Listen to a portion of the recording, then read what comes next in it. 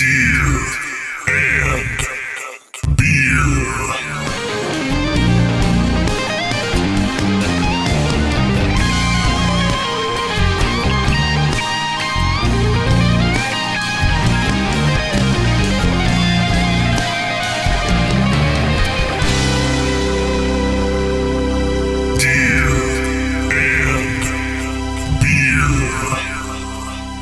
Welcome back to Gear and Beer and Water. Today my guest is my sister from another mister, Lindsey Miller of Kansas City, Missouri? Kansas. That was going to be my next question, but I just went ahead and guessed instead of asking. Sure. What's the name of that? Isn't that the name of never mind. My next guest needs no introduction. That's David Letterman's show on the Flicks. Okay. You guys know what I'm talking about? Mm-mm. He's got a new show. Well, it's not that new. It's like 3 years old. There's 2 seasons. I think there's 12 episodes. David Letterman, my next guest, needs no introduction. It's like Obama and Oprah. Does he still look like the fourth member of ZZ Top? He looks like ZZ Top's dad. Right? Lindsey, thank you for coming. You're welcome. I apologize for me. my immediate David Letterman Rabbit trail tangent, but you brought things. I like did. that. They sound great right off the bat. Thank you. Give us a G chord. Oh, sure. All right. Okay, so I'm noticing those are different pickups. Is the front a TV Jones? Is that what they call that? They do have special names for these, which I forgot off the top of my head. But one is supposed to be like the Philotron, like what's in the Gretsch. Yeah, like Electromatic or Filtertron. But it has a specific name. I believe the other one might be maybe P90-ish. Okay, the neck pickup. Yeah. It looks P90-ish. Yeah. But they have specific names. Yeah, for and I those. can't remember what they are. And what I said was definitely not right. But that guitar sounds great. And you've got the King of Tone on. Is that correct? I do have the King of Tone on. Yep. And the wetness is coming from the other two.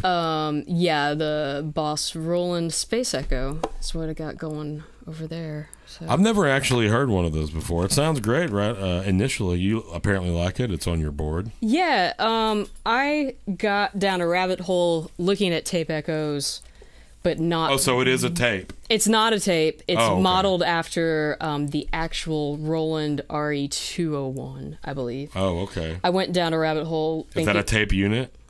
Or what is it? It's a tape unit that had different multi-head options on it. Unlike an Echoplex, it had a few more options than just that. So is it kind of like that one? It's got the Capistan, which I also see over there on the floor, where you can select the one or the multiple or the...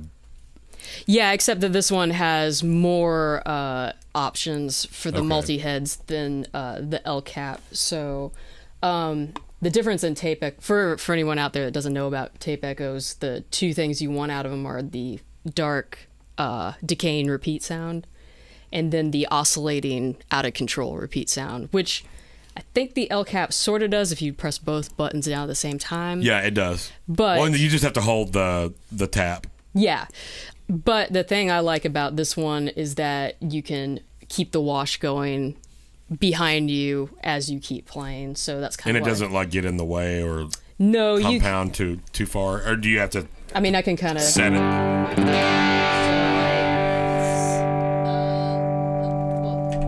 see if I can make it... So...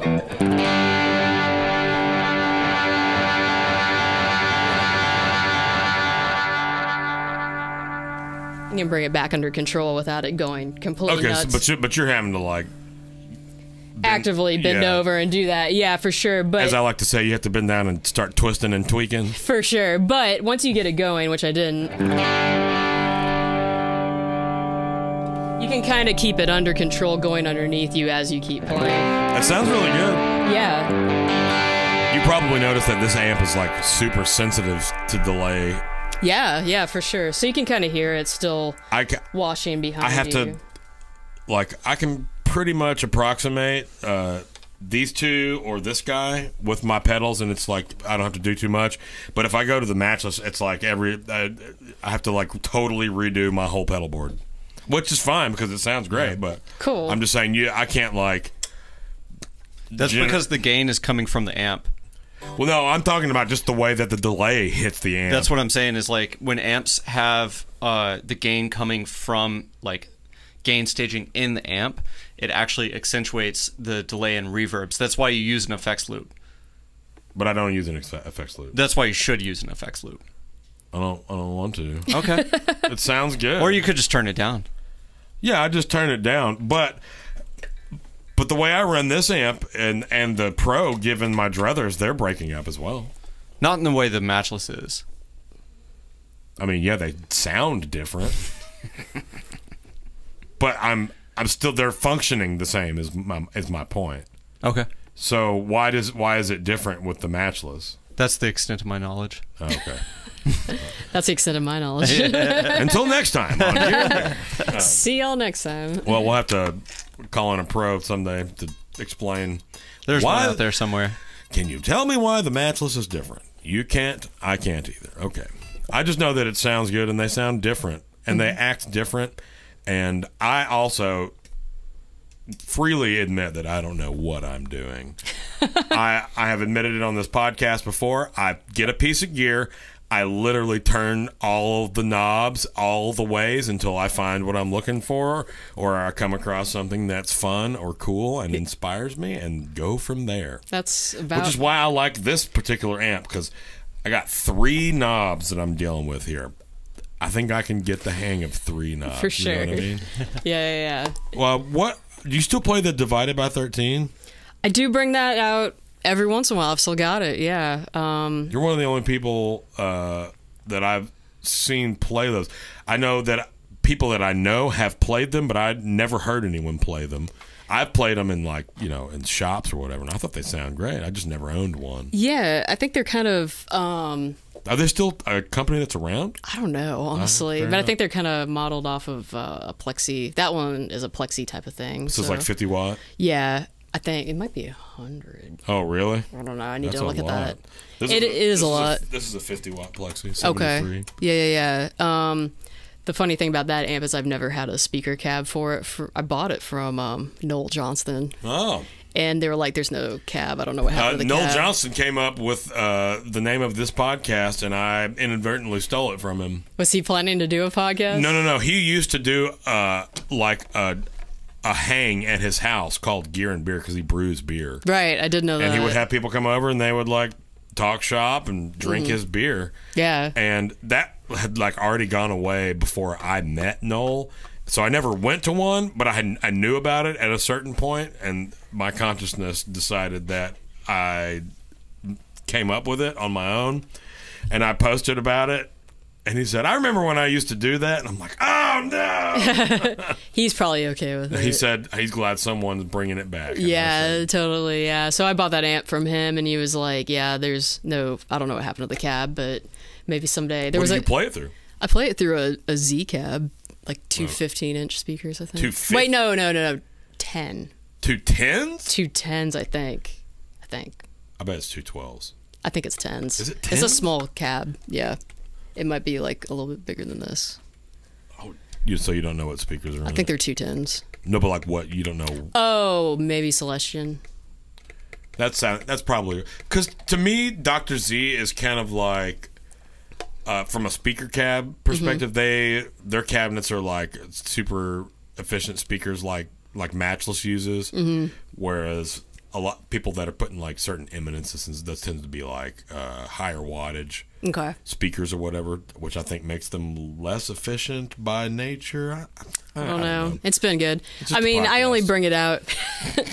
I only bring it out when someone's like, we need to put the cab in a different room. Okay. So what do you play live? I just have a Fender Hot Rod that I just take. It's completely a workhorse that doesn't break very often. So that's good. So that works for me. So yeah. And that Divide by 13 is really heavy too. I don't know if it's the reverb tank in it, but I'm like, Probably the iron. It's probably the transformers. Could be. That's why this one's so heavy. It's because of the big old transformer. Oh right yeah, there. yeah. So it's a beast to carry around. And it's also too. point-to-point wired, so there's no circuit board in it, I bet. Oh wow, yeah, I'm Which sure. is Yeah, heavier. It just makes it heavier. But it also makes it more durable, and it also makes it sound better.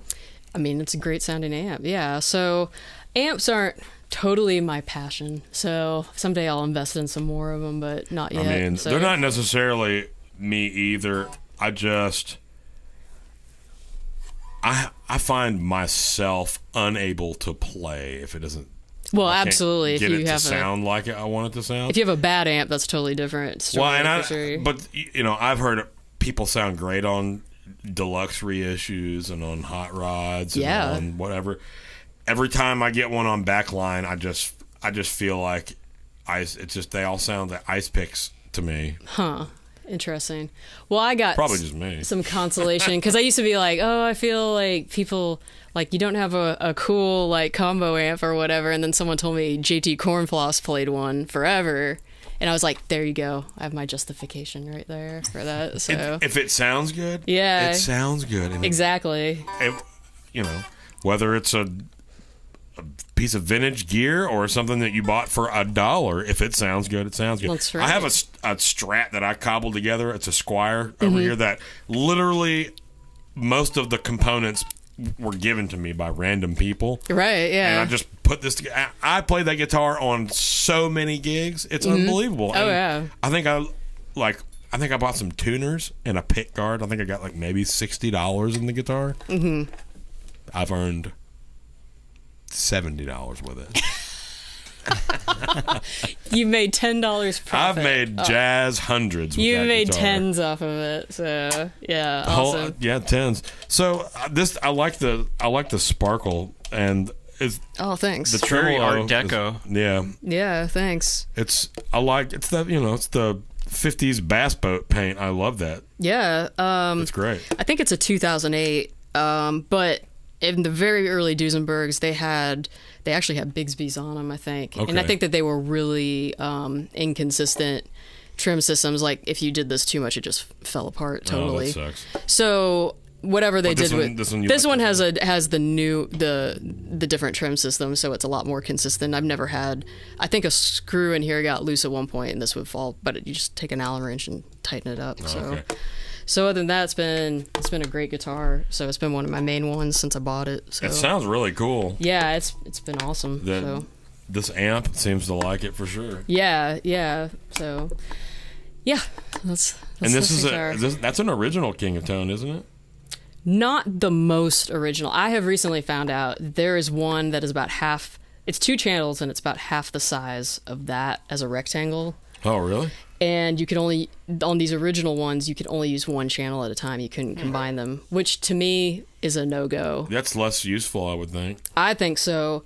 The guy that showed the picture of it to me said he loved his, but those are the most. Those are the super high dollar ones. They're probably. I mean, these now you could maybe get $1,000. I don't know, 800 at least. That's so crazy. Yeah, I looked him up the other day, and it was like that ballpark. right. So like that. You can find them, but you have to like be one of those like Reverb Craigslist hawks, and I just don't have the time. So check out my story. Is that a buddy of mine told me.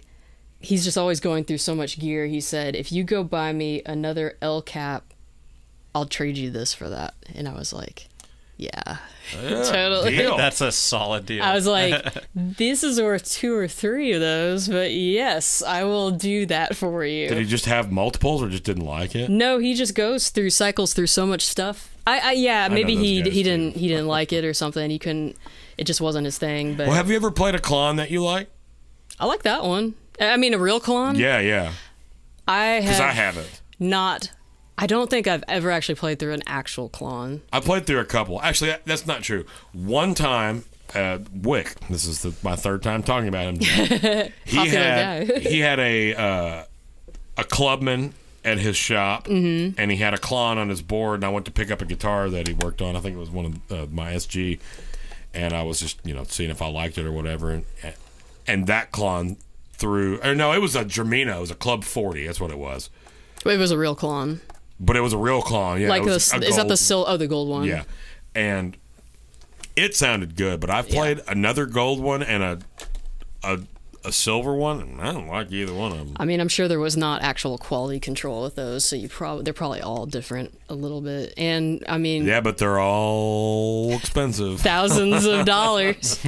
Or what's the horsey tail, no horsey tail ones or whatever? Oh, I don't even know that it got that deep. Okay, there's like some that are like if they have if the horsey has a tail on it, it's like worth more. I don't even know, but I mean, once they break, then you have to find someone to repair it. I mean, I just wouldn't want to take it out of the house or stomp on it or anything. So, are they prone to breaking?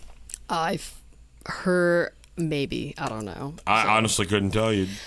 To me, sometimes, I mean, it's cool to own expensive gear, but only if it sounds good. That, and I need something that's actually functional, something that in a practical way. Yeah, you don't have to babysit it. Pretty much. So, like, I really like tape echoes, but the thought for me of carrying an Echoplex around and then having to figure it out on the fly, to me, this is just easier. So you know it's going to work. So. Well, but you're fortunate enough that you live in a town that you can get it. If you really wanted to, you get an Echoplex. You could take it to somebody and you could have them completely rework it and make sure that it's not going to fall apart. Absolutely, absolutely. But there's no telling how much capital you would have to invest to do that, depending on the condition. Over time as the tape wears out and you keep having to make. Also true. But also just pulling up sounds quickly on it might take a minute, depending on how fast you're moving. Fair. So, that's fair. I mean, I would like to explore more with those, but I just haven't. I would love to get one. I've never actually gotten to use one. I have, and it's cool when the tape works. So there's that. Like so many things. Yeah. There's actually one that's a little bit more obscure. That's a Vox multi-Vox Echo. I can't remember the type. I think that's the name, but that one has multi-head stuff, and it seems like it does a few more things, and is not quite up there with like. But it's a vintage tape machine. Yeah. But it's made by Vox, presumably. I think so. Maybe. I really know very little, just because that's something that I just don't see myself spending a lot of money on anytime soon. There's other guitars I think I prefer. Exactly. That, especially because I have a Capistan and it sounds almost as good. Yeah. No. And like I said, it's not the same, but it sounds almost as good. Yeah, so you can debate the philosophies. So anyways, for me, having an Archer on here that I know I can just stomp on and destroy and not feel bad about it. What's this guy? That is the Basic Audio Scarab Fuzz. So okay. What I'll do... I'm not heard of that company. Yeah, I saw that earlier. I haven't heard of it. I got it because I saw Rob McNally had one. It sounded really good. It sounds really good with... I'm still waiting to hear back from Rob. Rob, let me hear from you. This guitar, which is a Custom Shop 54 Les Paul. So that's a flawless finish on the top of it. Because it's not that old. So. No, I know. Well, but even still, it doesn't seem to be a single nick. It doesn't look like anyone's ever touched it. Well, yeah, honestly, for a long time I was trying to get it dialed in to figure out what it could do. I didn't take it out a whole lot, which is why it's not totally...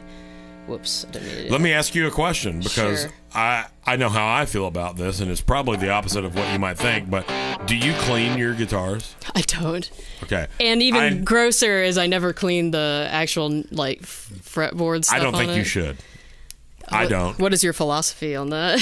That's where that amazing wear and vibe of the physical appearance of the guitar comes from. It comes from the grime and the dirt and how that wears through finishes, etc. Okay. I dig it. I used to clean. I take that back.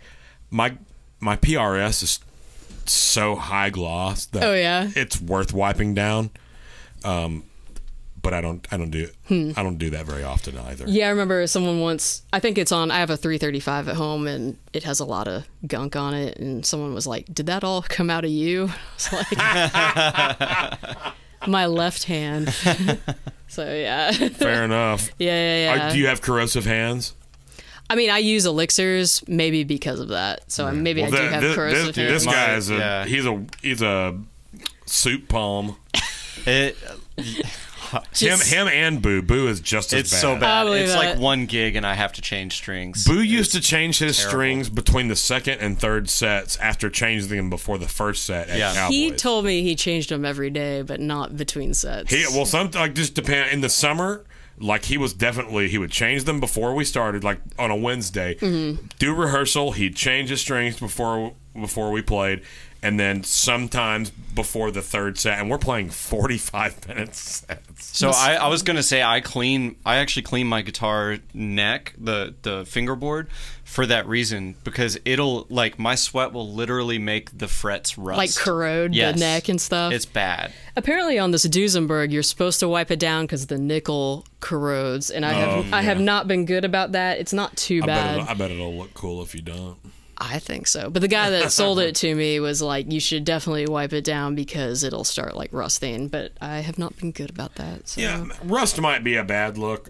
It may just be unpleasant because it'll get on. I don't know if it would hurt. I know from Yeah. experience that it's not comfortable to bend with.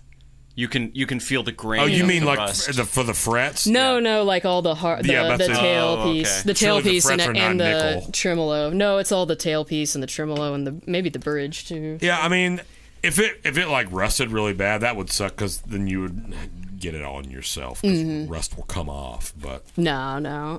But You don't know. the elixirs help not Yeah, totally. destroy the string. So Are you doing much. nano webs? Yeah. I think so. the nano webs are the best. Yeah. I don't like them. I just don't like Just those. grumpy. I just don't like the coated electric string. Um, They don't have the snap I want. I understand, and actually, I don't know if you've had this experience, Lindsay, but I feel like any treated or coated string breaks easier.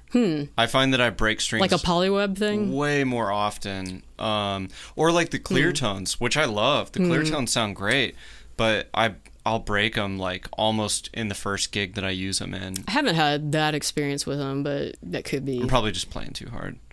maybe. Hey, let me hear this guitar. Yeah. Yeah. So I really like using I'm it. sorry, I don't mean to tell you. Oh, no. I command you to hear Whoops. it. That was a lot of feedback. So.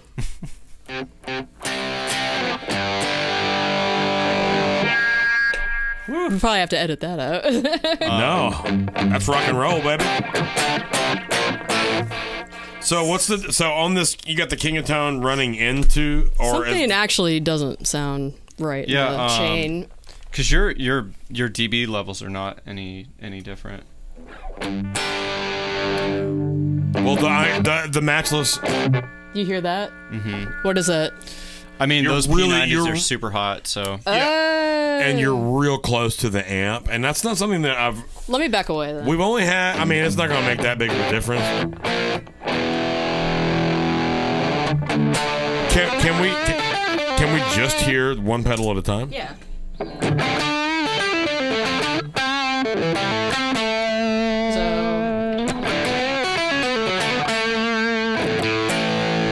So that's the fuzz. That's the Scarab. Is that what it's called? Yeah, by Basic Audio.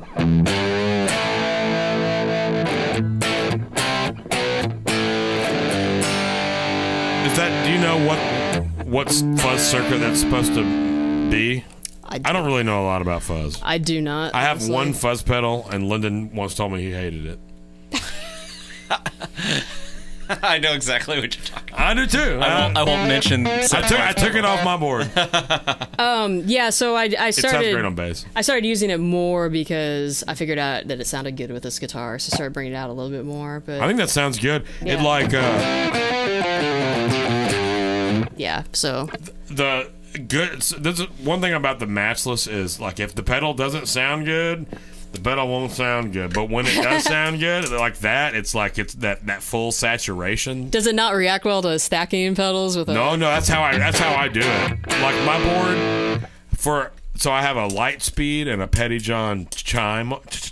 Yeah. Pettyjohn chime on there, and I often stack those two together. I run them about the same level of breakup, but the Pettyjohn is a lot darker as a pedal than the Lightspeed. The Lightspeed is like super bright. A lot of people don't like it because of that. I happen to think it's one of the best pedals of all time. Okay.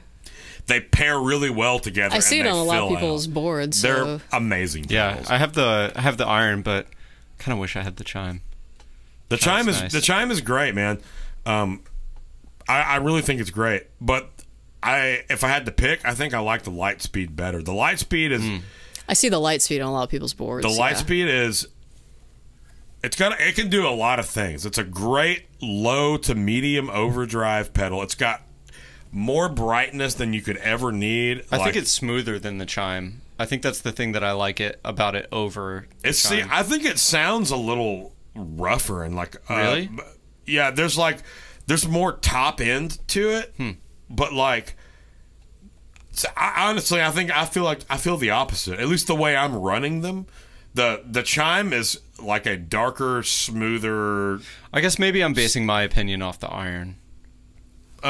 Sure. Well, they build those double guys that have Yeah, that was the original, right? the petty iron drive. and chime. Yeah, the petty drive. Oh, is that what they called it? Yeah. Okay. I actually had a question about. So My beard just got caught in this mic. you said that you kind of like you needed a while to dial in the Les Paul. Yeah. Is it because of the P90s? It could be. I mean, it's a lot spongier sounding. I wasn't used to that, but it's kind of each guitar. It's kind of you need a second to kind of figure it out. Yeah, and for me, But you are happy with the pickups? now I am. Yeah, Okay. for sure. And it was the same thing when I first bought my first Telecaster. I was like, oh my! For someone that had played way too much jazz before that, I was like, it's so harsh. I'm gonna. What were you playing at UNT? What were you Don't playing talk on there? about jazz. I know. We'll Definitely get banned not. from all recording in Nashville.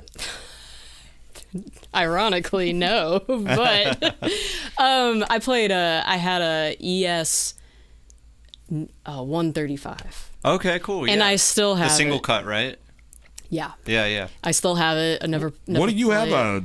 I have a 339, but 339. I did not have that when I was in school. Oh, okay. Yeah. What did you play at school? Oh man, I had I had one of the Artcore Customs. It had mini humbuckers. It sounded great, but it was just Artcore is one of my favorite subgenres What? of metal.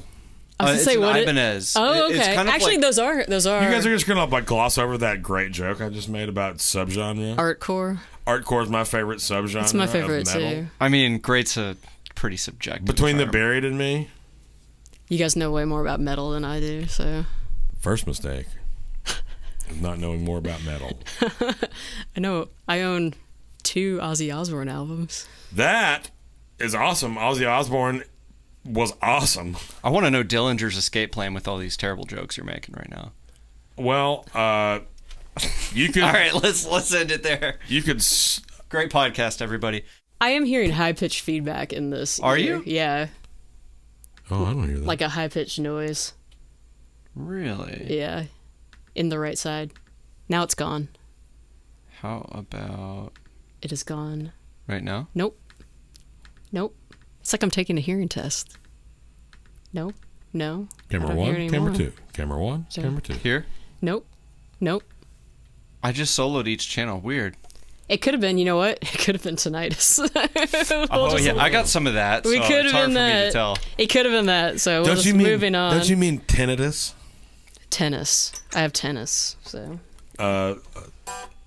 Isn't that you that says it? You said tinnitus, didn't you? I say, yeah. Somebody I know says tinnitus. The other day, Jessica called Jumanji, and she's got some good ones. It sounds like you just said the same word twice to me. Jumanji, Jumanji. Jumanji, Jumanji, and Jumanji. Jumanji. When I make a compilation of stupidest moments of this podcast, that is going to be in it. You're welcome. Me saying that, and you saying that, and Lindsay sitting here wanting to die. That's the ad for this episode.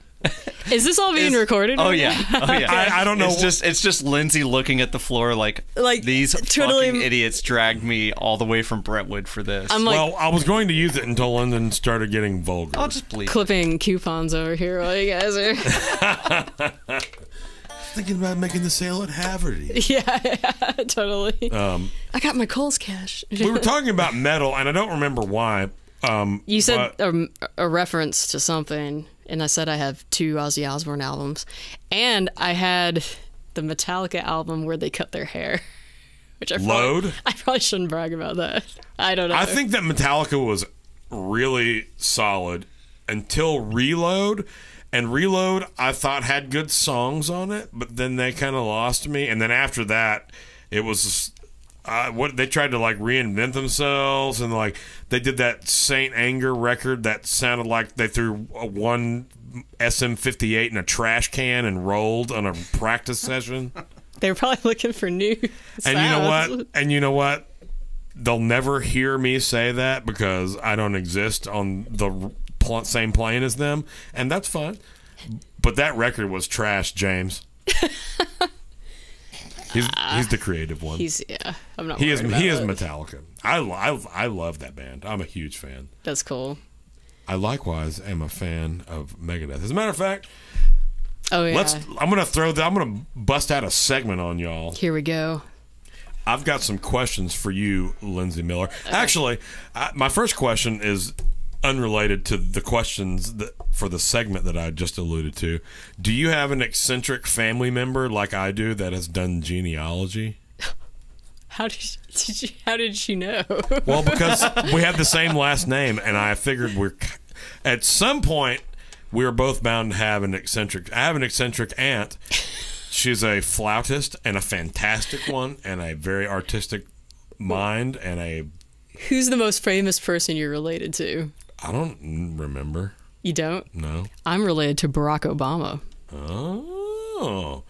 So my question was going to be, if you have an eccentric aunt that I could have my eccentric aunt call, and we can figure out at what point in our lineage we intersect and how many levels of separation there might be. You might also be related to Barack Obama. You never know. I have no problem with that. Yes. So I got no problem with that. Cool. That's the one. No, I'm also related to Harriet Beecher Stowe. Who? I think she wrote Uncle Tom's Cabin.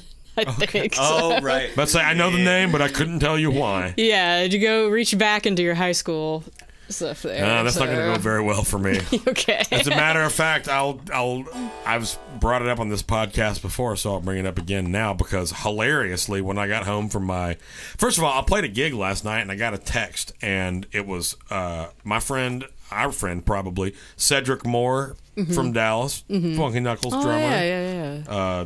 Great dude. He's like, hey, I'm in town. I'm filming my vinyl video tomorrow. Are you playing downtown? And I said, as a matter of fact, Cedric, I am. So he and his lovely wife came down, and we hung out for a long time. And I've already forgotten where I was going with this. Can anyone They have something to do with genealogy or how we're related. Does it? Barack Obama. Harriet Beecher Stowe. Uncle Tom's Cabin. I Something about high school. Reaching back into high school. Didn't go well. got nothing. Okay. I just had a complete mental meltdown. So what's your question? What do you got? So here's my question. Anyway, welcome to Gear and Beer Questions segment. I've got a few either or questions for you. All right. And then I have some, I think serious is probably not the word, but some less funny, stupid questions. So my first question is going to be the one that I previewed to you, which is Metallica or Megadeth? I'm going to have to go with Metallica because I've never listened to any Megadeth. So Okay. But I have listened to a little bit of Metallica. So Okay. yeah. Probably wasn't the most creative answer. I don't think. No, I mean, I don't want a creative answer. I want the answer. I'm just gonna say. I want your answer. I'm gonna say Metallica. So Okay. yeah. This is a king question. Of all the kings, if you have to pick one, and by the kings I mean Albert, BB, and Freddie. Oh, okay.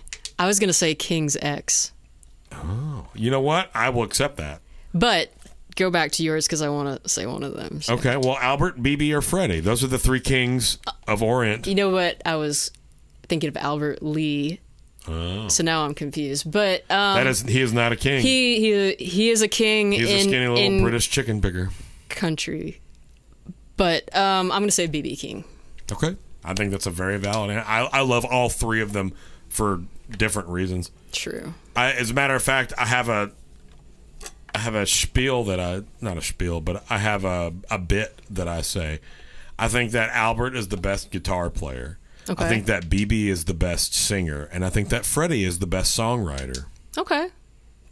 Yeah. That's where I'm at with the Kings. Nice. Okay. My next question. Sure. And I think this is probably based on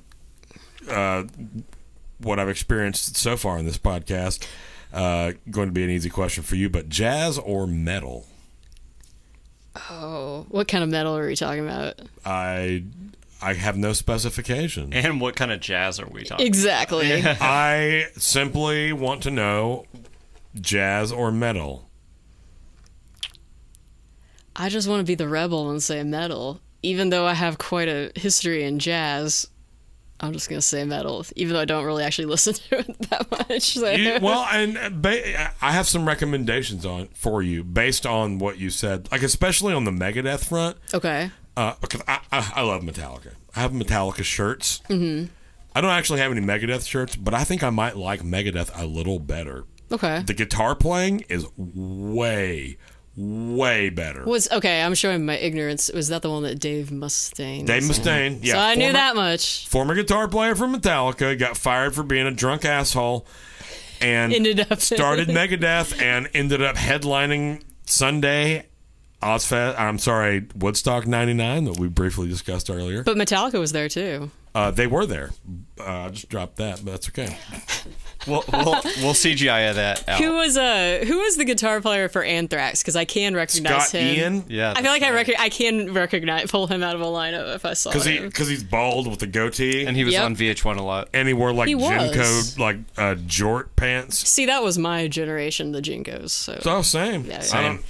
I don't know how old you are, but based on that, you're pretty close to me. I think we're close to the same age. That's cool. Let's see. I really like Randy Rhodes a lot, though. So I think Randy Rhodes is a fantastic. First of all, tragic story, fantastic talent.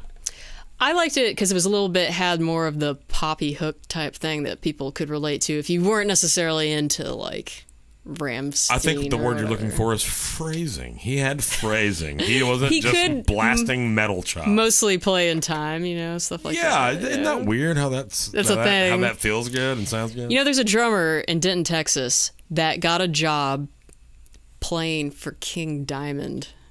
Yeah, Matt Thompson. Matt Thompson, yeah. And I heard a lot of it had to do was because he could play with a click.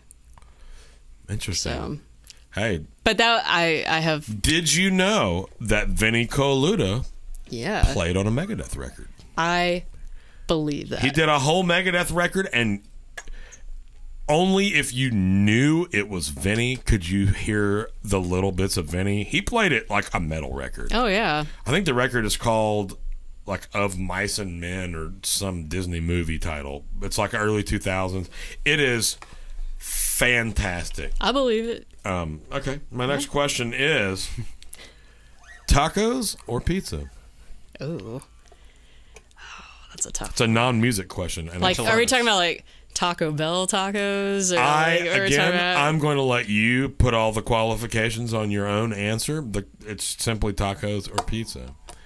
Let's. How about this? Let's say the best of both iterations. Oh.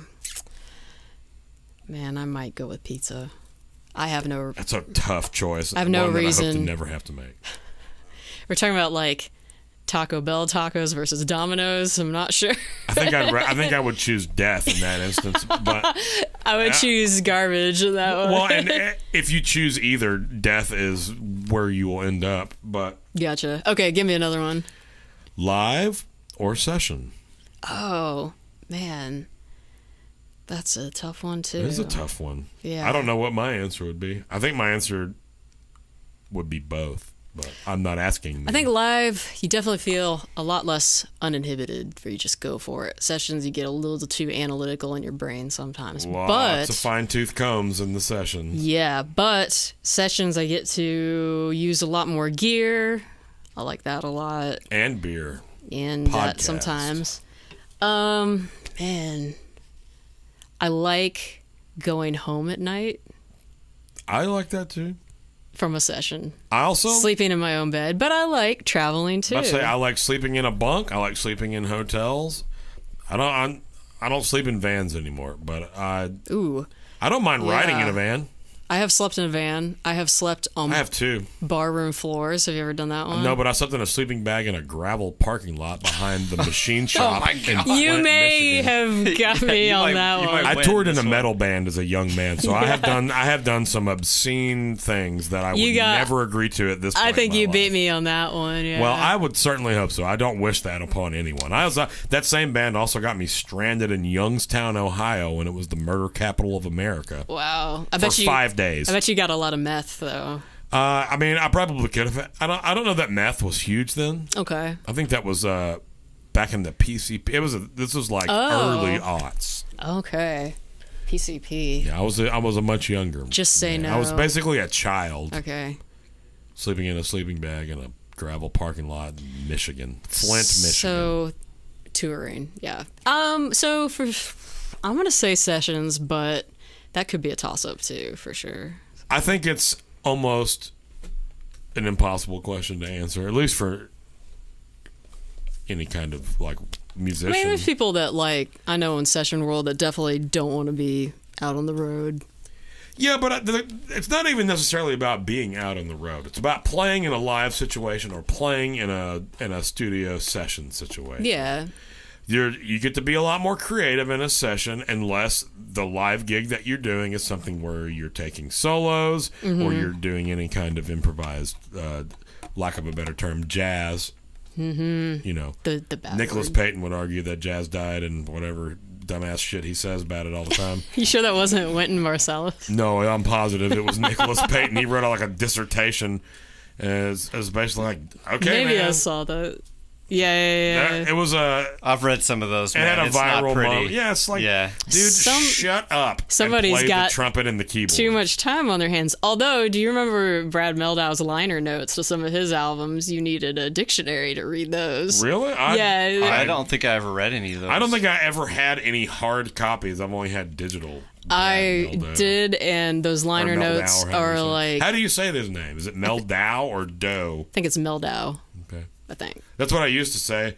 Then one time I heard somebody say Meldo, and I was like, oh, okay. Meldo. I haven't heard that one. I haven't even- Anyway, his I'm reads still like hanging his philosophy dissertation or whatever, and it's like I don't understand anything you're trying to tell me right now. So excuse me, sir. Would you mind shutting up and playing the piano? it could be some of y'all jazzers got too much time on your hands. That's all I'm gonna say. Time on my hands. I'm sorry. My next question. Yeah, what else you got?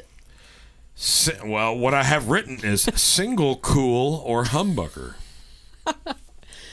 Oh, I'm gonna go with humbucker right now. So I feel like I'm doing more of that. Although I have a Strat, it's got some single coils. I don't in know it. how your board is set up, but my next question involves board setup, and that is Yeah. volume pedal before or after gain section. This one is after, Interesting. and it has it so that you can still hear all the delay trails going on. So it's when between off. gain and before delay. Yes. Yeah. I know you got the. So how is this running actually? This one? Is that a BTPA cable sticking up right there? Oh, this thing? Yeah. Well, okay, so Or is that a Butler cable?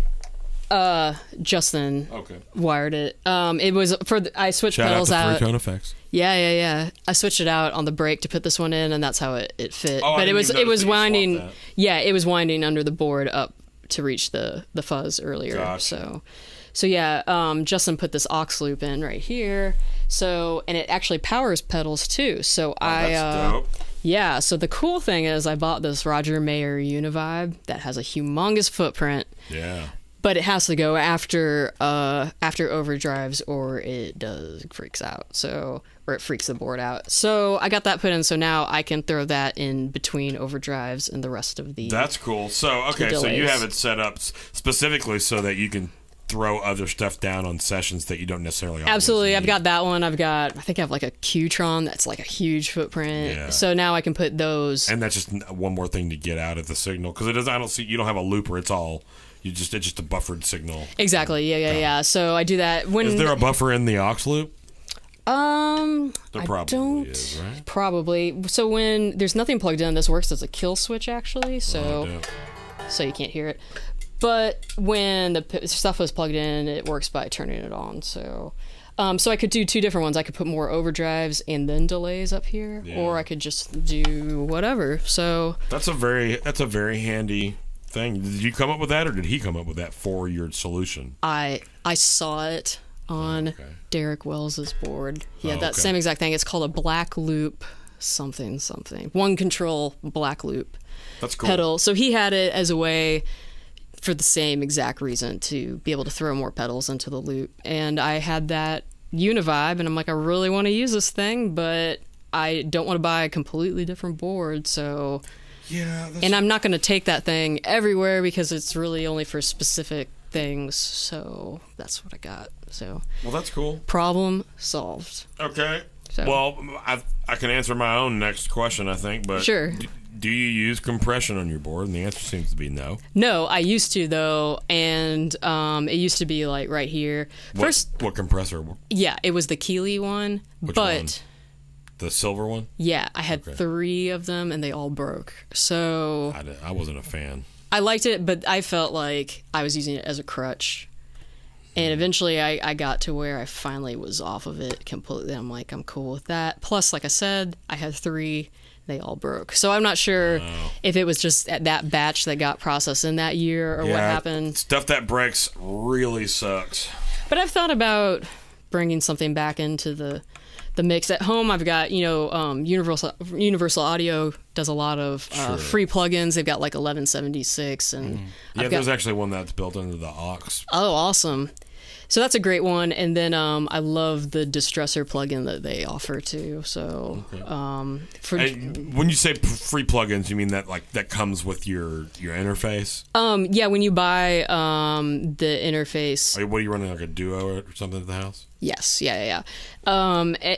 It comes with Duo? Yep, it comes with the Legacy 1176. Yeah. Mm-hmm. Yeah. But I bought the Distressor one, and check it out. It was a really good investment because you could just throw it, like if you're like programming stuff in a track, just throw it on a bunch of drums and bass. I started using the 1176 for bass stuff more, but it really helps with drums and like a parallel compression thing. So I have heard that if you buy like let's say you bought a supplemental UA interface that comes with the same plugins that you already have, you can get on the phone with them and be like, I already have these with this other thing, can we work something out? And they'll work with you on it. Which that would be awesome. Something that I couldn't even believe based on the way they run their company for the most part. I mean, that would be awesome. You know what? I don't blame them. They're just a little stingy. Are they? I've never actually talked to anyone on the phone Don't from walk there. it back, Rob. I mean, I use one of their products, and I paid a lot of money for it, but I love it. I will say my criticism of them is how much DSP their plugins eat up. Well, do you know why they do that? So you're like specifically hooked on their stuff. So you have to buy their stuff. Oh, you have to buy the thing that adds more DSP. Yeah, so you have satellite, to. Yeah. Well, no, I'm saying so you have to buy their interface because you can't run very many of their plugins on somebody else's interface that doesn't have built-in DSP. M1 chip, baby. Just like Apple will update you out of your phone. It's the they should call it. Same they should call it the outdate. Yeah, I got an outdate to do my phone tonight. Anyway, so I wish that wasn't. So I have that. Moving on, apparently. Thank you, Lindsay, for moving this podcast forward. I was so worried about them. I'm just going to put that in. Don't worry about that. I have their Ocean Way Rooms plugin, and it's awesome, except that one specifically eats up so much DSP. It's like the only plugin you could use of theirs. So I was just like, I have the Waves Abbey Road. I have that Rooms and Play. No, I have Chambers and Plates, the mastering one, and I have that. I bought the whole suite on one of the crazy. I mean, they ran one of the craziest deals. I think I paid like $200 for $3,000 worth of plugs. Dude. Yeah, it was like the Black Monday sale, right? No, I think I got. Oh yeah, maybe so. Like maybe last so. November. The first batch I got from them, I got like just heart of COVID. Please give us money plugins because no one's thinking about Waves at that point. I love every plugin that I've got, but my whole point was that those reverb plugins, Yeah. they are so problematic as far as CPU and DSP, I believe it. Yeah. which is annoying. What else you got? The phone's back. The phone's with on the us. floor. Yeah. Oh, it came back. It jumped back up on your leg.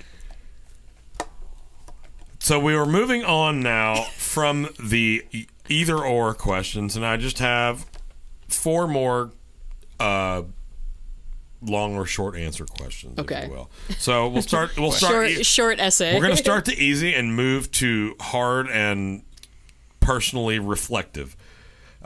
What's your favorite pedal? Do you have a favorite pedal? I know that's kind of a tough choice. I do have a lot of favorites. I would say the King of Tone Okay. is definitely for me an island pedal for overdrives for sure. Okay. So I mean, it sounds great. What I've heard you play so far. oh, thank you. I've never spent any time with one of those either. Yeah, Especially the price tag these days. Yeah, it's a rough market, but that one's Oh my god, that's so warm. that one's definitely been a game changer as far as overdrives. But I've been digging the Eventide H9 a lot too, just of how much. Tom Bukovac called it the perfect pedal. Did he really? He did. Well, I'm glad Tom and I are on the same wavelength here. I think I'm the outlier. I haven't bought mine yet. I was a holdout for a long time. I run it totally from my iPad, and I've been. I mean, you can't not do that. You can't. Someone told me you can. I have never attempted. Not in any functional way that I've. Well, the guy that told that told me a lie. No, you can change parameters of things that are already on the pedal, but in terms of like adding new stuff, like if you're in a session and somebody's like, "Hey, I want this thing," and you're like, "Oh, I don't have that pedal. Wait a second, I have an H9." I can pull it You up. got to beam it from your phone to your pedal. So I brought my iPad so people can see it if they sick. want to. So Yeah, you can- oh no, did it come? It became. Hold on, I have to reconnect it because we were talking so long. We're just rattling. I know. So yeah, someone told me you could actually do all the same things from that interface, but something about just using 4 buttons. I'm about to say that just at Free- the very least seems incredibly arduous compared to. Seems too overwhelming to me. The A digital tablet interface is so much interface, better. yeah. Yeah. Yeah, for sure.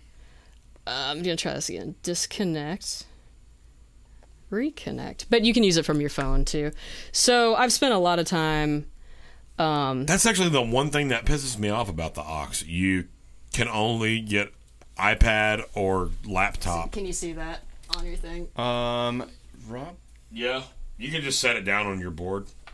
Cool. So what I've spent a lot of time doing is just going through, and anytime I hear a sound on a record, sometimes if I have the time, I'll go through and try to make that sound on the Eventide and just save it. That's a freaking amazing idea, Lindsay. So I mean, honestly, Oh, well, thank you. That's a super and badass it's helped idea. me figure out a couple things when I first tried some of these sounds. The newest ones, that Ultra Tap one, I was like, I have no idea what you're supposed to do with that.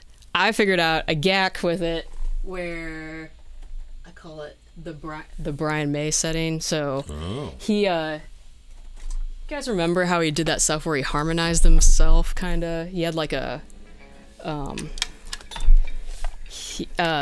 he would do it with an Echoplex that he had modded, but you can do it.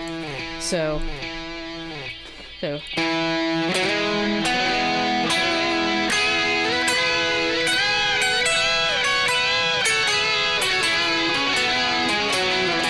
That type of thing. Oh, okay. So it harmonizes itself. Yeah. It sounds. Oh, I plugged in this preamp, which is why it's changing that. Sorry. Oh, okay. You have the FET pre. Yeah. So you can do that with this.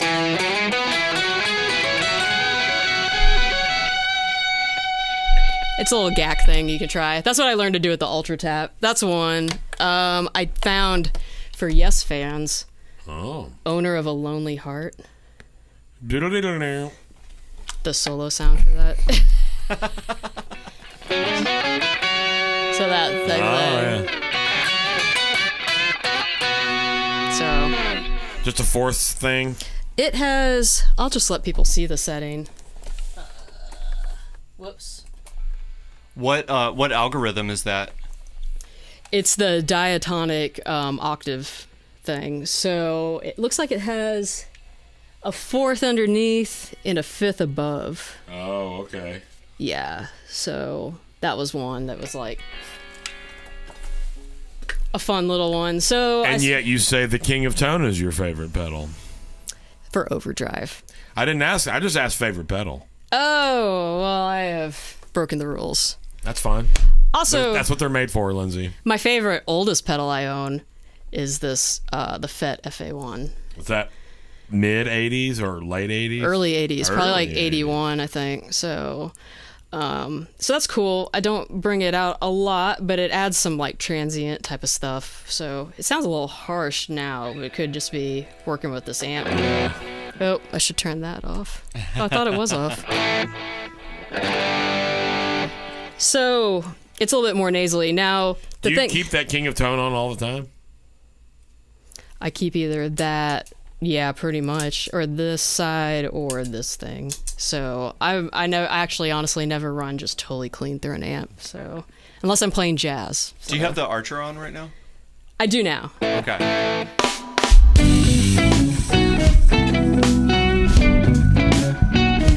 You are listening to the Gear and Beer Podcast.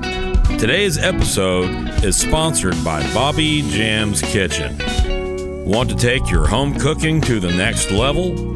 Need new recipe ideas or meal inspiration? Like, follow, and subscribe to Bobby Jam's Kitchen on YouTube and Instagram at Bobby Jam's Kitchen. Cook your food and eat it.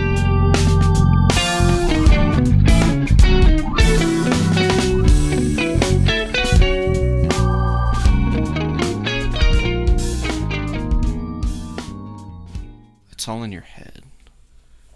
It's in my head. It's in my head. Zombie. I played the shit out of that song last night.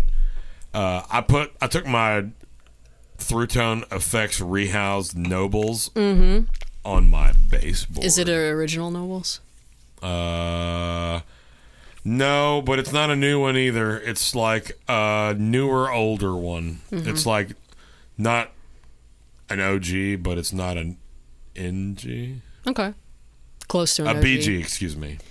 Dude, There's old gangsters and baby gangsters. for the OGs people and BGs. doing genealogy, it's somewhere way back there. So For my Aunt DeJean. yeah. Mine is my mom. She Oh, really? likes the genealogy. And my cousin. Those are the two. Well, I'll have my crazy aunt call your mom, and And we'll figure out if we're related somewhere back there. Yeah. How far back? some sort of clan in 1700 Scotland or England, or I'm a very much a mutt. I got Irish, Scottish, English, German. I'm German. I've got some Welsh, I think. Yeah, Welsh, not English. I'm sorry. There we go. Anyway, welcome back to. No, are we rolling? Yeah. Oh, Oh, we are. Okay. cool. Thanks for telling us. Welcome back to Genealogy and Beer. And pedals. Yeah, I have. First of all, I have 1,000 text messages. But I have 3 more questions for you. All right. Do you have a favorite venue that you've performed at, Ooh. I like or one that you prefer to perform in? anywhere ever, or just in Nashville. No, just any. What is the coolest? What is your favorite place that you have played? Whether it's just a club that you played a bunch that you thought sounded really good, or like you played at Red Rocks and you just, or whatever. Never played at Red Rocks. I haven't either. I've seen one show there, but I've never played there. Nice. Couple of, I'll say, I've played at the Honda Center in Anaheim, which is really big, and that was fun. I've played at whatever. Is it like a shed? A shed. That's a lawn section and a. No, it was all indoors. Okay. And then I've played at. Like a large theater. No, it's a big stadium thing. I don't know if it's as big as Bridgestone, but it's big. An arena. Yeah, it was arena. Copy. Yeah. I've played at that. What's the football stadium in Indianapolis? I played there once. Oh, Lucas Oil Stadium? Yeah, Right, that yeah. was fun. So, but I want to I've say only ever played one stadium. Yeah. Which one was it? Ohio State Buckeye Stadium. Okay. Cool. It was the podcast that I released today, and I'm a few episodes behind here, so kiss my ass, everybody. But was the Saul podcast, and the first time I met Saul was at that gig with Jana Kramer. Yeah. It was both of our first gigs playing with her, as well as the drummer's first gig. Was it something that Guess how many rehearsals we had? It was 0, right? We had 0 Wasn't rehearsals. it like a very last minute or something? No. So- I had that gig for months. We just didn't have a rehearsal. Oh, well, that's We never rehearsed with Jana. good. You know. If you don't need to, you don't need to. Well, I mean, it would have made me feel better, but I don't. I mean, she came out and killed it, and luckily everybody that was hired was like a professional and knows how to like learn the music, Like actually learns the songs. Yeah, well, and I had an iPad on my pedal board. Real talk. Learn the songs. I even like bothered learning backups, but there was tracks and everything. But yeah. the only time I've played in a stadium was a no rehearsal 3 subs on the gig with Jana opening for Keith Urban and Zach Brown band. Nice. And Lee Bryce, I think, played there as well. I think it was Craig Campbell, and then us, and then Lee Bryce, and then Keith Urban. And Keith Urban, this is probably 2017. He, for like 30, maybe even, no, probably 20 or 30 minutes, just him and an acoustic guitar at the end of the catwalk, and it was absolutely captivating. That's awesome. I mean, that was like, I'm not a big Zach Brown fan. I'm not a hater. I don't have that. I don't listen to it all the time, but I'm not mad about it or whatever. They murdered as well. Yeah. This is the iteration of Keith's band where Jerry was playing guitar and not bass. And Wait, Keith which Jerry? Jerry Flowers. Oh, okay, I gotcha. And Keith played bass a little bit, and he played guitar, and I forget who else was playing bass. It was a smaller band. I think there's only like 5 dudes on stage. But man, he sat at the end of the catwalk. He sat on a chair on a stool at the end of the catwalk in the middle of this giant stadium, and just did him and an acoustic guitar, and you didn't hear anybody having a conversation. The whole place was like fully captivated. Yeah, dude, it was pretty awesome. Guys, for real, for sure. I mean, no doubt, and I certainly didn't think that he was anything less than that. I just hadn't actually experienced it before. Do you want to hear the opposite of something like that? Oh, absolutely. One of the funniest gigs I was ever on. I probably shouldn't name names. We were opening for an artist who we will not name names. Artists formerly known as themselves. Yeah, well, that's what we'll call them. And we'll call them Johnson & Johnson. Sure. They've been recalled. That's a vaccine joke. Okay, yeah. So after we could tell watching while they were performing that he was having trouble with the monitors. He kept going back to his talkback mic and yelling in it and stuff. So me and the bass player were standing in the alley after the gig, and the artist comes out, busts out the back door, and he's got 2 wedges under both arms, and he runs over the alley wall and just starts slamming these on the ground over and over and over again. And like, was it Hank Jr.? It was not. It was a younger guy. And then he goes, "Now you don't work," and he just storms off. And I took a picture of those wedges. That's pretty amazing. They're like in a puddle in the alley. There's a Hank Jr. story about him wanting some fiddle in the monitor. Oh yeah. And so you want some of that in your monitor. And at a certain point, he took the fiddle and literally stabbed it into the monitor and said, "That's how you get some fiddle in the effing monitor." Yeah, I believe it. Someone who played in his band, I'll also not name in case he doesn't want to be named, said that Hank Jr. is a big listener and follower of this podcast. Okay, just in case. Shout out to Hank. I think they said that he was going around, he did this stick where he went around and played all the instruments or something. They said, well, he's pretty good, guitar and piano and drums. They're like, but then when he got on the fiddle, it was kind of like different keyed. He plays fiddle every show, I'm pretty sure. I believe it.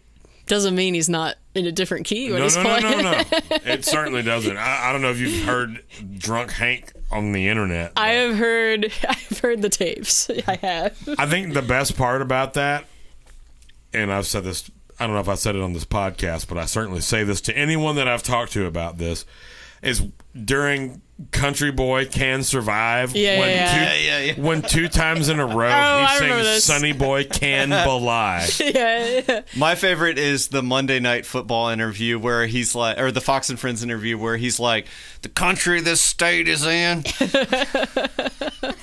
Is that the one where he compared Barack Obama to Hitler? No, yes. He compared Netanyahu golfing with Barack Obama to Castro golfing with Hitler. Makes a lot of sense. Very enlightened point of view. That's how you get some fiddle in your monitor. I do like I like a few of his records. I'll give him that. So. Hey, I play a bunch of Hank Jr. songs anytime you play downtown. One that we don't play downtown that we used to play at Cowboys that I enjoyed was Born to Boogie. You guys know that? Oh, one? yeah. That's a good one. I remember that one. Yeah. Anyway. Remember when I just sang that guitar part perfectly? I did. I don't remember what that was about. Questions? I do. I'm going to unlock my phone. Tell me another question. Now, while I'm doing that, now is my time to remind our viewers that Lyndon is a dick. Smash that like button. Yeah, smash it. Smash that like button. Be sure to subscribe. And smash that like button. And smash that like button with all of your might. Okay, so now is an extremely cliche question that I always think is fun. Is this the bypass question? No. Okay, good. I already asked you that one. I don't want the bypass. No, you haven't. I don't want the bypass question, so ask me what you're going to ask me. Well, I thought I did. Name 3 desert island records. Oh, yes. I love this question. It's so cliche, but it's such a fun question. No, these are my favorite kinds of questions. Same. It forces you to, like, pull straws and... I'm going to say Led Zeppelin's Physical Graffiti. That is an interesting first choice. That's the first choice for sure. And Miles Davis, Bitches Brew. An interesting second choice. Mm-hmm. And the third one's going to be a tough one. I'm not sure. I feel like it could be a Beatles record, but... Ooh. Well, of course it could be. It could be. But what is it? I know. It could be the White Album. My mother loves the White Album. Does she? She does. It could be another Miles Davis. It could be a Pat Metheny record because jazz. I get it. It could be maybe the second or third Pat Metheny record. What would that be? New Chautauqua? No, that's about... I'm impressed you know that one, though. Yeah. You're impressed that I know about Pat Metheny? No, just that one. It's an obscure one, so... New Chautauqua sounds like if somebody spilled watercolors on a Casio keyboard. That's like That is the perfect description of that album. I know. So I met Pat Metheny when he played at the Ryman, a few years ago here in Nashville, and he's from the Kansas City area also. And all he wanted... That makes a lot of sense. Missouri Uncompromised. Mm-hmm. And all he wanted to talk about is how he had this girlfriend that went to the same high school as me and maybe lived one street over from me. And he was really excited about that. So... Well, he's like, I don't know, 100 years your senior. Yes, he's like 69 or something. How much older is his hair than you? Well, actually, that hair could be younger. That's fair. I have a friend who was a Somebody super built fan. that thing. Yeah. A friend who was a super fan, and he went to a show, and he said that he busted into he snuck backstage, busted into his green room, which is just hilarious in and of itself for Pat Metheny. Yeah. But he said he got in there, and Pat was in there, and he just was kind of cool with it, and he talked to him for a while, and he actually looked in the closet and saw striped shirts. Just sweaters. He was like, he felt like he was in Doug Funny, what was that show? Doug, yeah. He was like, is it like Doug's closet? Striped shirts? I think you're referring to Patty Mayonnaise's boyfriend. It was nothing but Reebok shoes and striped shirts I and go hard on some acid wash jeans. Yeah. Oh, you talking about Billy Ray Cyrus? I was talking about Pat Metheny. Oh. No, but They- it was like frayed Same description. Yes. right sweaters. Yep. Big hair, acid wash jeans. Yep. 90s. I Pat knew- Metheny's got some great works, and he's got some works where I'm like, Honestly, I never, for being supposedly the Pat Metheny super fan, I never really got into a lot after, like, the Danny Gottlieb era. Like when Paul Wardico played drums. Nothing against Paul Wardico. I mean, First Circle's good. fuck you, Paul Wardico. Nah, you're good. You're cool. Don't worry. I'm just kidding. I Up don't know- until I don't- when- I only know your work. I don't know you personally. Up until when Antonio Sanchez came back in the band, or was in the band, so. You don't dig Wasn't that that- era? I just never checked it out that much. And that Oh, Jeff man. Ballard and a lot of that too? No. No, it's Antonio Sanchez. I think even now. Oh, you know what? I do like the Bill Stewart stuff. Oh, yeah. I do like the, The trio stuff. Are you telling me that- 9000? Yeah. Dude, that shit There's is not so a Jeff good. Ballard period? I think, well, he did something with Brad Meldau. They did at least 2 records. They did together. too, so Jeff Ballard might be on those. No, okay, maybe that's what I'm thinking of. There's definitely. Oh, you know what? I lied. I like the Dave Holland, Roy Haynes one, so I'm showing that I don't know. I really like the Antonio Sanchez, Christian McBride Day Trip record. Ooh, that's a good one too. Where they do the red one, but it's like upright, and it's not the electric version like they did with That's like John Scofield. Yeah, the Scofield. See, I knew the Day Trip version first, and like years later, I heard the other one. I was like, "What is this alchemy?" Okay, left turn. I got one for you. Okay, Larry Carlton or Robin Ford? Larry Carlton. Okay. What say you, Lyndon? Oh, man. I love Robin Ford. I've learned more Robin Ford solos lately than I have Larry Carlton. I think Yeah. I'd have But- to go Robin Ford. Interesting. Larry Carlton, Robin Ford has not played on any Steely Dan records and He played with Miles Davis and Joni Mitchell don't care. and George Harrison I And the Yellow Jackets. am a and the Yellow Jackets. yeah, and I love that Yellow Jackets record. And I love I love Robin Ford. I saw him at the High Watt. I had his bass player on this podcast. His episodes next Oh, week. Is Brian coming on? Yeah, I love Brian. Wait, what Hey. about you? What am I? What? What's your question? choice? Oh, I'm going to say Larry Carlton, but only because he played on the Magnum PI theme song. Okay, And fair enough. he played on Urban Cowboy. He played on that Looking for Love song. A person that we all know has played with Larry Carlton recently, and the pandemic actually ruined a Tokyo trip with Larry Carlton for this Ken person. Perkowitz? Oh, No, Wait, a horn player or a rhythm? a bass player. Scott Traer? What, Brian? Wes Stevenson. Really? Oh, he was going to play with Larry Carlton? Wes Stevenson has played with Larry Carlton. I didn't know that. He That's did awesome. He did like 6 shows with him. So usually, smart of Larry. when available, his son Travis plays with him. Yeah. but Travis also plays with Steve Perry. Larry Carlton or Steve Perry? Larry Carlton, I like Larry Carlton. That's a solid and Larry I think Carl. Steve Perry rules. Those Journey's got one of my redneck neighbors was blaring Journey earlier. Okay. That's also who made the truck sounds earlier in the podcast. Oh, good. Awesome. I have one more question for you. Yeah, what do you got? What is the professional accomplishment that you are most proud of? I don't mean to be introspective, but No. think about your life real quick. This is your life. This is your life with Gear and Beer podcast at Gear and Beer. I got to play with Brian Blade 3 times. That is my. Say no more, Lindsey Miller. That was awesome because I used to listen to that Fellowship record. That's a great the second one, all the time in high school. So when I finally got to play with him, I was just like, "Oh my gosh, I've been listening my whole life. This is amazing." And I have 2 favorite Brian Blade records that are not his records that he's played on. which ones? I would like for you to venture a guess because I bet you can get one of them. Jazz or not jazz? Yeah, jazz. Okay. Wayne Shorter live. No. Oh man, good record though.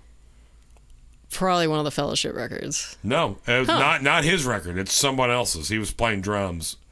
Are we counting Norah Jones's jazz or no? No. Okay. Is it like one of the Chick Corea records? Nope. So you guys aren't going to guess it. So I'm going to go ahead and tell you. Yeah, tell me. That would be Rob. the Josh Redman.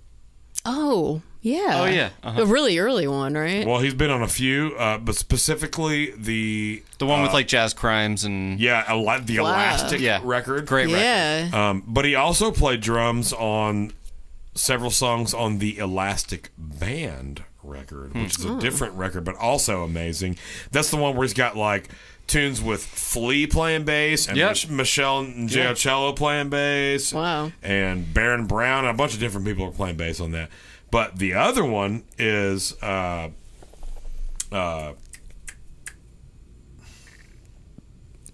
It's okay. We're not on a podcast or recording. Or anything. it's also okay because you aren't doing any of the editing. He, like, contrary to my college experience where it was like whiplash all the time, he was the nicest person Really? I've ever met in my whole life. So you had a real life whiplash experience in college? I can't personally say that I bore the brunt of that, but I have seen it. Okay. But like being, We're going down a really big rabbit hole right No, now. but I have questions. we're not going to go that far down it. But I don't even have a question. I'm just going to say like I can't. We had basically the same experience at around the same time. Yeah. I can't even imagine being in the most boys club of boys club extended summer camp bullshit thing and being a chick at the same time. There was a little bit of that, yeah, but like, Only a little? I don't remember. I probably blocked it all out at this point. Yeah, right. But yeah. Yeah. So, anyways, there's definitely a lot of like that Bobby Knight, I'm gonna kill you. I didn't even watch that movie, but yeah, I mean, I didn't have to. I didn't watch Whiplash either, but I was thinking like that coach from Indiana I watched basketball. it because I love Yeah. J.K. Simmons, and I think he's an amazing actor. And I forget the guy that directed that, but he's full of shit. Everyone, you're the only person I've ever heard say. Which one is he? The bald guy? Yeah, that's the. Is he in all the insurance commercials? Yeah, he's the yeah. Allstate guy. He's also the psychiatrist from Law and Order in the 90s. Yeah. 1,100 other very popular items of film, both TV and film. He's a TV and movie. Anyway, I remember what my second record was, and that is Sam Yale's record. okay. I forget what it's called, but it's Sam Yale and Brian Blade. That's awesome. It is awesome. The crazy thing was, there's like, I mean, part of the reason I got that opportunity is because the music was really hard to read, and I could like read it. But like, I remember there was like some song that changed a bunch of meters. I can barely read words, much less music. Right, exactly. And he was there, like it changed a bunch of time meters and signatures and stuff, and I was messing it up, and he kept going, "I'm so sorry, I'm just not setting it up well," and I was like, I don't think it's you, Mr. Blade. It's like, it's not you, it's me. So that type of thing is That's funny. such a positive way to be about it, though. Exactly. He's like, it's my fault that you're dropping one beat here. That's because he's not a manager. He's a leader. Well, that's how leaders act. Well, lead from behind type of situation. Well, I mean, whatever. Leadership doesn't mean telling people how they're supposed to do. Leadership means saying, I'm sorry, I'm not giving you what you need. And whether or not that was actually the case, it was like corrected after like one thing, but totally. Like, I'm just saying it's a matter of perspective, and the fact that he has that perspective makes me like him that much more. Right, and he was just all about making everyone in the group sound because good. that's a lead. That's what leaders do. Exactly. That's not what managers do. Exactly. And he was never like, "Why didn't you get this?" And he wasn't delegating. He was like, "I'm so sorry. let me help. Whether it was his fault or not, Right. the fact that he approached it the way that you just described, Exactly. to me, tells me everything that I need to know. Right. And then the other cool thing about him is that he never played anything the same way twice. Like if he did something really cool in a rehearsal, I was like, man, I hope he does that again. And then we get in there and he's just doing something else. I'm like, well, this See, is cool too. But yeah, He's one of those dudes always in pursuit, and I admire that. definitely. My friend that I just mentioned that a minute ago, our friend, Wes Stevenson, is my favorite. He's one of my best friends, but he's also, I think, my favorite living musician because of those same kinds of things. He's a very positive guy, for sure. He's a super positive guy, and he is always going for something. Yeah. Whatever, he's always trying to play what he hears, no matter what you or anyone else thinks about it. And he's going to sit down, he's going to face away from the audience, and no one's going to care except for me, because I love to talk smack about it. Wes is awesome. And the amount of shorts that he wears. Yeah, He always wears shorts, right? I've never shorts seen and a him tank top. I've seen that dude Pants. in Chicago in winter in shorts. in like flip flops or something. Right? He's basically me from middle school, but he's 40 something. He's Yeah, I was like, he's not 40. He's not 40. yeah. Love you, Wes. I love Wes. Cedric Moore. I don't know if did I tell you about Ced? Do you say he was just in Nashville? Yeah, he was. He's actually still here tonight. He flies out tomorrow, but he's working with Meinl, doing his thing all day today. He hit me up last night and said he was in town. I didn't know he was coming, and we were talking about Wes. And Ced's been playing with Wes for like 15 years. Right, a million I've only years. known Wes for about I guess about 12 years at this point. 2009, I think. I used to go to the Gazelle Jam all the time. Oh, I forgot about that. And That's way back in the day. We're all old enough for that one. I went for months. Yeah. Before eventually I was going with Billy. So Billy and Wes had played together before, and so I was like, he came over to talk to Billy, and he'd always say, "What's up? Hey, thanks for hanging out." Blah blah, whatever. And then I can't even remember something happening, but one day he hit me up on Facebook and said, "Say, man, let's hang out." And so we went to the Flying Saucer in Addison. And I told this story on the Mark Letary podcast. Well, Yeah, at that point he lived in Carrollton and I lived in Garland. Okay, so gotcha. Like in halfway, between, yeah. But he sat down and he did his West thing of like vocal stuttering, but he was saying, say man, yeah, oh man, y'all got what's it called? Y'all got one of them raspberry joints? And the lady, the waitress looks at him and goes, "Do you mean framboise?" And he's like, "Yeah." And she goes, "Yeah." And so she walks away, and literally the next thing out of his mouth, the first time we ever hung out as like Hank being friends. Yeah. And he goes, "Say, man, how do you feel about jazz music?" I laughed as hard as I just did, maybe harder. I love how much face. you love this story. It's so funny. What kind of a question is that? How do you feel about jazz music? I don't know, man. That's so I've been coming random. to watch you play it for like 6 months. How do you feel about giant steps? I love it.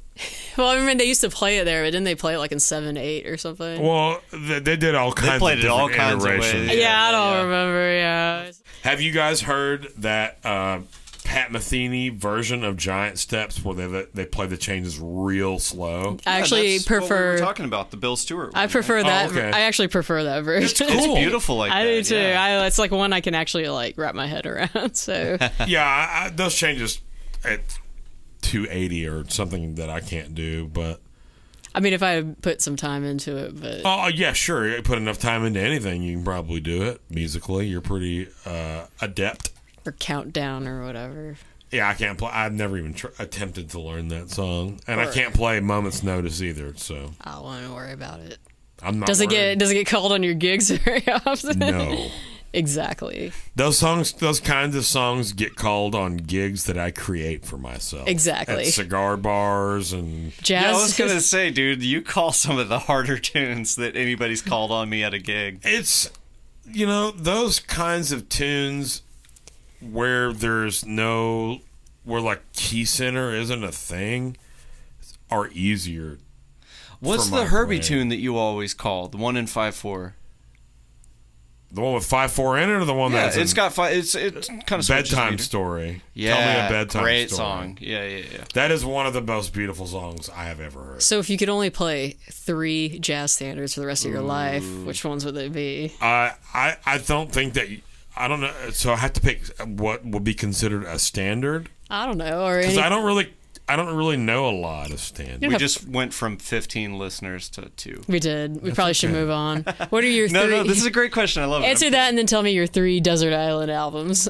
Okay, so yeah, it's fine. You can interview me. I like that. I like to hear me talk.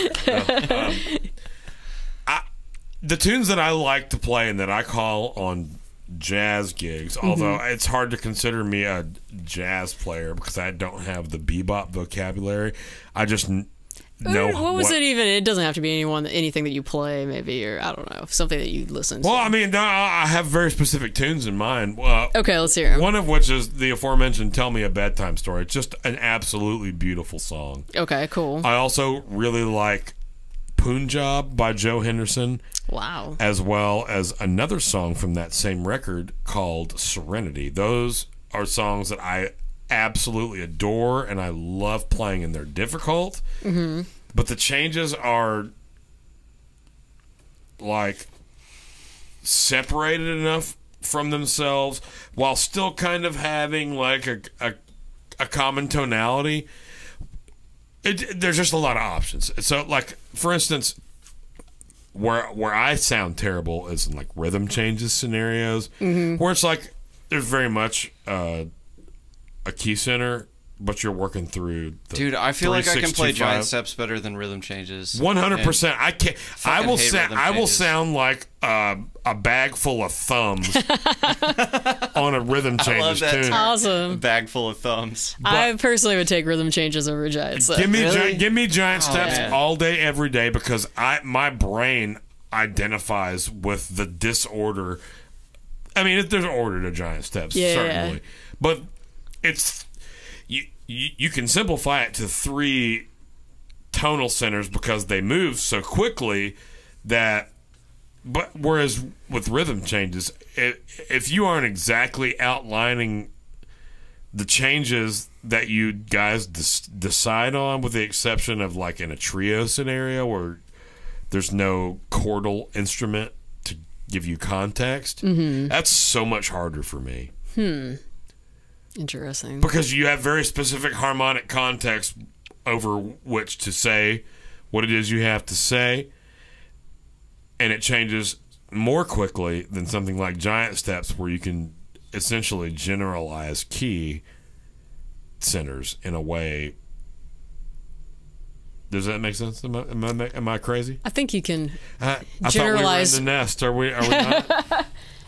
In the trust tree? Did we lose all the listeners? There's no listeners. There's no Yeah, listeners. we didn't have They're down to begin 0. with. Yeah. We ain't got no band, Randy. What we need is some paying gigs. I'm always singing some bitch in here. One of the guys, here's your trivia. One of the guys in that scene was a really big in the jam band scene. I can't remember his name. It was or the band. It was like Aqua something. Yeah, I know what you're talking about, but I don't know what you're talking about. From shut up. From I probably should. From Thank you, Sling Lindsay. Blade. Except I that we love were Billy thinking. Bob Thornton. I'm just gonna say Sling that. Blade is one of the most brilliant movies It ever. is. Man, It such a brutal holds- ending. It And- holds up. Do you know who played on that soundtrack? Brian Blade Really? played on the sound because Daniel Lanois was the producer on that. See, I did know Daniel Lanois. I thought that's where you were going. But It was Daniel Brian Blade. Brian Blade played. Actually, the majority of it was the drummer from U2, and that last at the end of the movie where he's like I won't get away, whatever, where he's going to kill what's his face. Yeah, you should have seen it by now. Mustard got Yeah. on them to me. Yeah. Where that music's playing is all. That's Walking all. over at the stadium to me for walking with That's him. all Brian played. That's all Brian played on the end of that. Flowers is pretty. I always thought that. Can the rest of this podcast just be You doing impersonations? Those are of them? great. The best line from that whole movie is, Flowers are pretty. I always thought that. I thought it was the thing about. doing the underbite.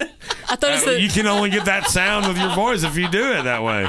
It wasn't the thing about it ain't got no gas in it. Ain't got no gas. When they couldn't figure out what's wrong with the thing, they go, it ain't got no gas in it. Why is that so funny? Because it is a hilariously sad movie.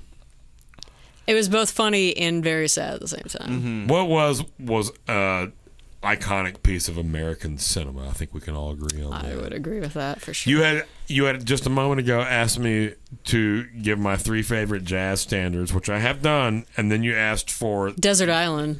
yes. So I would like to go into that. Okay. I think that my first choice is going to be Gaucho by Steely Dan. Oh yeah, definitely. I think I would probably follow that with Moving Pictures by Rush. Oh, okay. And then the third one is so hard to pick because I like so many different kinds of music. Everyone has trouble with the third one, it seems like. Well, I mean, I would do way better. I'd fare way better with 5 or 10, but 3 is tough. 10 is a good number. I think you get that, a lot in there. I think that if you asked me tomorrow, I'd probably give you 3 different records, but I really love Gaucho. One of them is always going to be a Steely Dan record. I truly enjoy all of those so much. And I also really enjoy the 7,000 records that Rush did in the 600 years that they were around. I saw Rush, actually, I saw in them Dallas. 1.5 times. At Starplex, you saw them? I don't think it was called... Maybe it was still called the Starplex.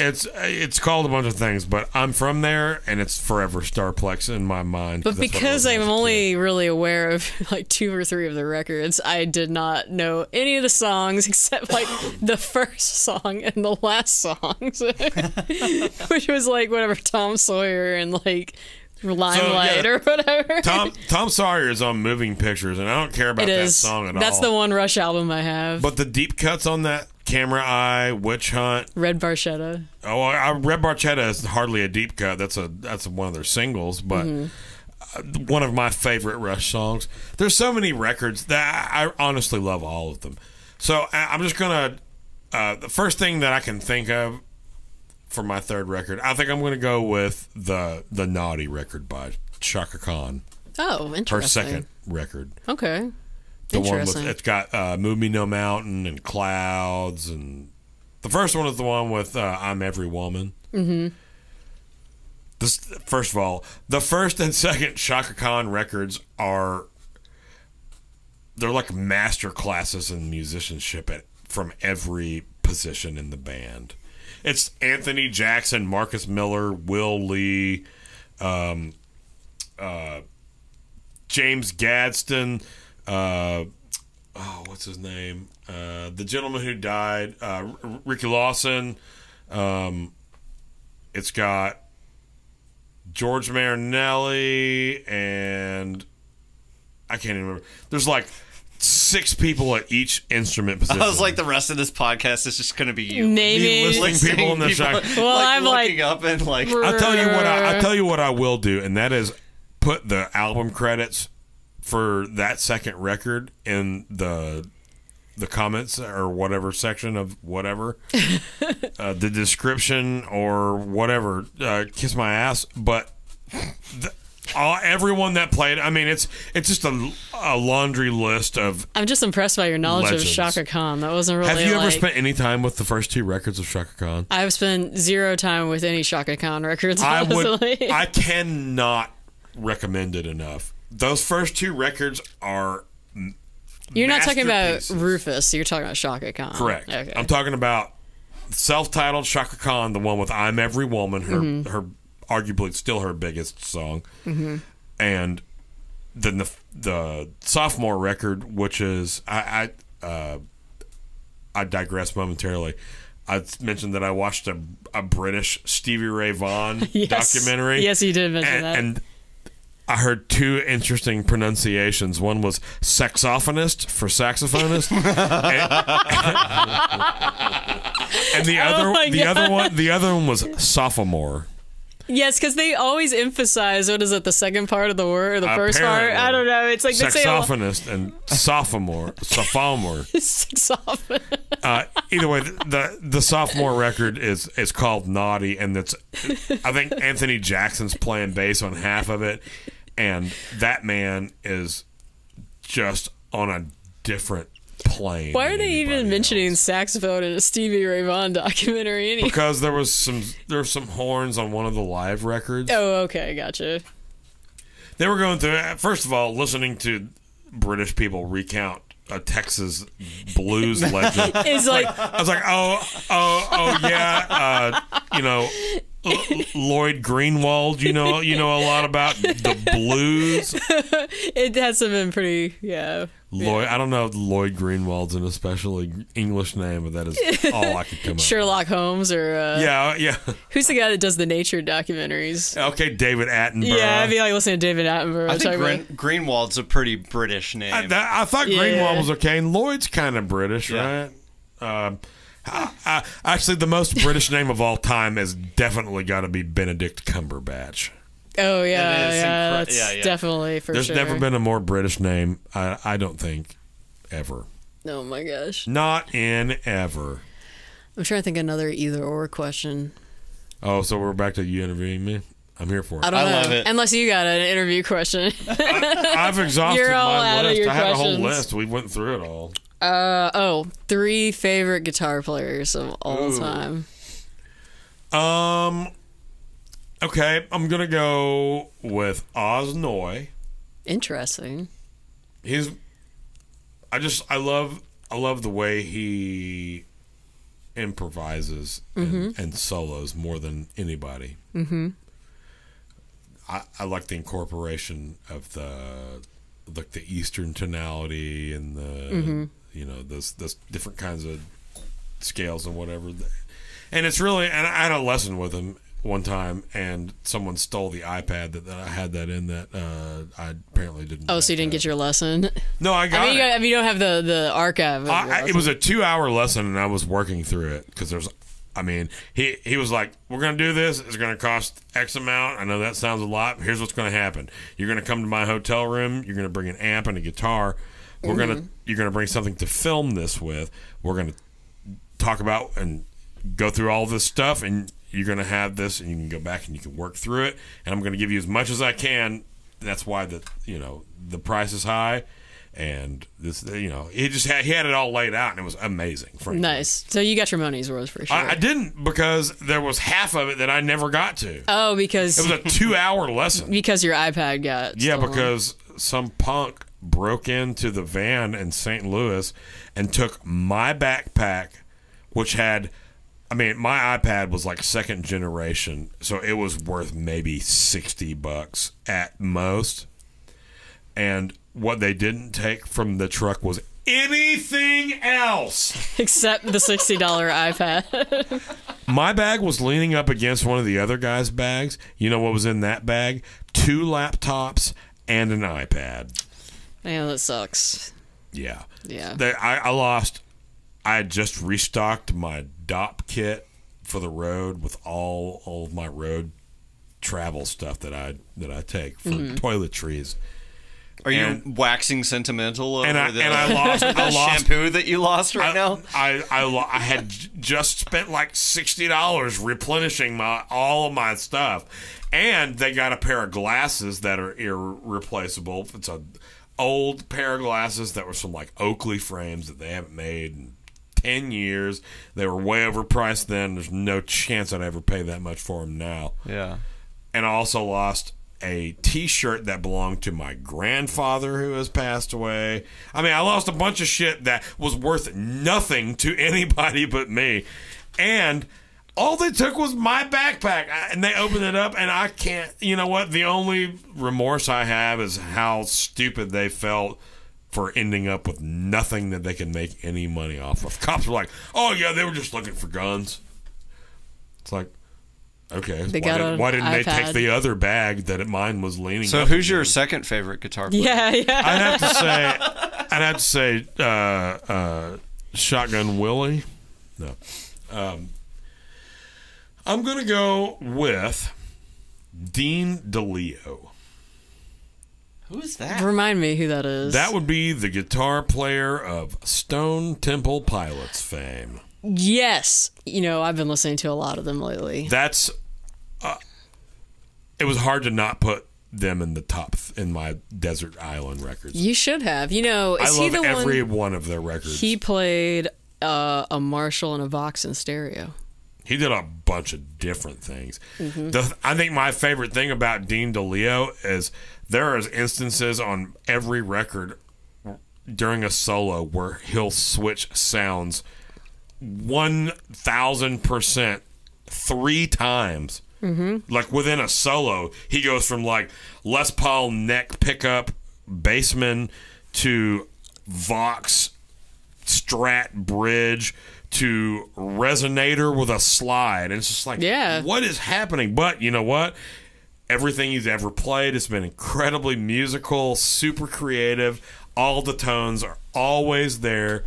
I love every iteration of every band they did, from Mighty Joe Young, which is what they were known as before Stone Temple Pilots. Did he have a solo project? Didn't he also have a solo project? Oh. Well, what was the other bands you were going to say? Well, so Army of Anyone. That was it, Army of Anyone. Which is him and his brother, and Ray Luzier, now of Jonathan Davis and the Ministry. That was and of one. Korn, and Richard Patrick from Filter on vocals, who is, according to Hired Gun, or based on his interviews in Hired Gun, maybe one of the biggest pieces of shit ever.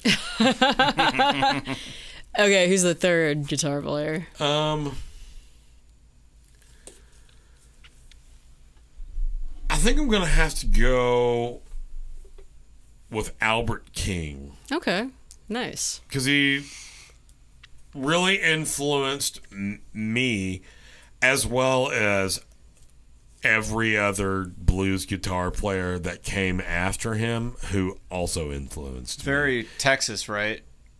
Isn't he a Texas guy? No, he's a big influence for Stevie Ray Vaughan, though. Yeah, he is Stevie Ray Vaughan. Mm-hmm. I mean, he's not. Stevie Ray Vaughan's definitely got his own thing, but I mean, the influence is there. Just like every other person that came after Albert King, they were all sort of influenced because he changed the game. Now, he was doing things weird, he was one of those first guys playing like nines and doing all those crazy bends. Did he play the guitar upside down too, or was that somebody else? I think I imagined that. You're thinking of Jimi Hendrix. Or maybe Eric. Okay. Who's that? Or maybe Eric Gales. I forgot about him. Yeah, he definitely plays the shit out of the guitar upside down. Oh, you're probably thinking of Chase Bryant.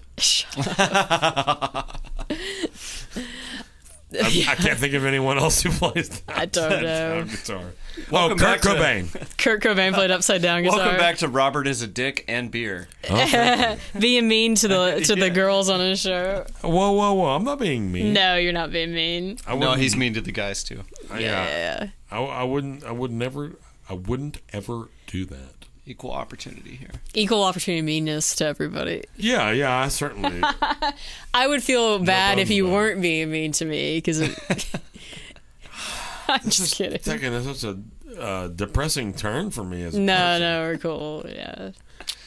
Well, that's as good a time as any to say thank you to my... And so long. No, Good but night. seriously though, I really appreciate you coming. Well, thanks for having me. I certainly hope that you'll come back, despite Lyndon's behavior and the behavior of my dog. Aww. And the behavior of my upstairs air conditioner. It's totally cool. Yeah, you've had some cool people on the show. I'm glad to be a part of it. So. It gets cooler each time, including this time. You brought a whole guitar that we didn't talk about, so now I'm suddenly regretting my decision. You want me to show it to people really quick? Yeah. I brought Yeah, we got. Ta-da! It's a Gretsch Brian Setzer model. So. With a straight up Bigsby. I love those. Oh yeah. So, whoops. Okay, so I immediately have a couple of questions. Oh, go for I it. see knobs and switches in places that don't make sense to me. Now you're about to ask questions I can't That's answer. their whole thing. Is the different combinations of The business model. No, of it's Gretsch. just the odd placement of them. yeah. I mean, I think it's just different combinations of the pickups. I think. Sorry, Gretsch.